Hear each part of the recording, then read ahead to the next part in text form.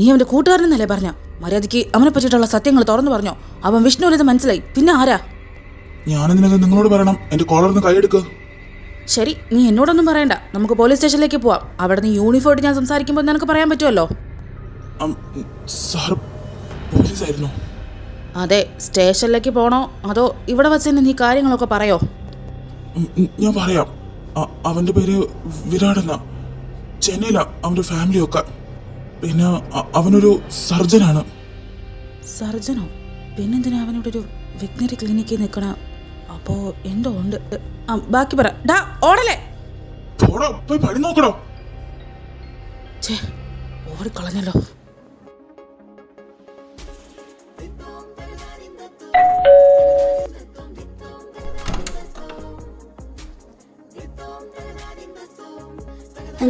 நீங்களா? விச்சவங்க இல்ல, அவரு ക്ലിനിക്കിൽ പോയാച്ച്.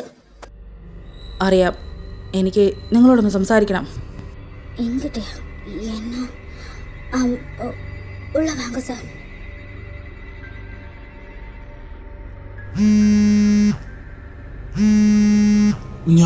ഞാൻ ഈ നാട്ടിൽ നിന്ന് പോവാ. നിന്റെ പിറകെ ഞാൻ ഇനി വരില്ല. പക്ഷേ ഒരബദ്ധം പറ്റി. ഇന്നലെ രാത്രി ആ പോലീസ് എന്നെ പൊക്കി. പോലീസോ? എന്നിട്ട്?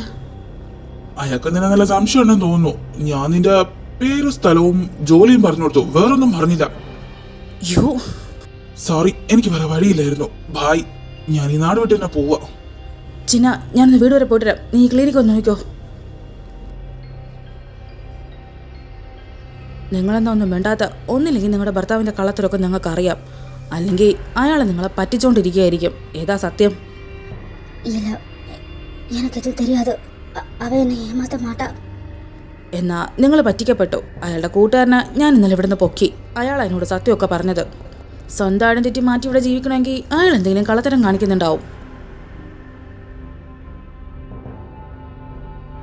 யாரோ உங்களை ஏமாத்திட்டாங்க. ஏன் விச்சு அப்படிப்பட்டவன் கிடையாது, எனக்கு நம்பிக்கை இருக்கு. ഞാൻ നിങ്ങളോട് പറഞ്ഞതൊക്കെ സത്യ. നിങ്ങളുടെ ഹസ്ബൻഡിന്റെ ഫ്രണ്ട് തന്നെയാ ഇതൊക്കെ പറഞ്ഞത്. എന്നെ കുഴந்தைய விட்டா விச்சு யாரும் இல்ல. அவனுக்கு எந்த ஃப்ரெண்டும் கிடையாது. அப்புறம் என் ஹஸ்பண்ட் இல்லாதப்ப இங்க வராதீங்க, அவருக்கு அது பிடிக்காது. போங்க. എല്ലാ എവിഡൻസോടു കൂടി ഞാൻ ഒരിക്കൽ കൂടി ഇങ്ങോട്ട് വരും. ഇപ്പം ഞാൻ പോവാ.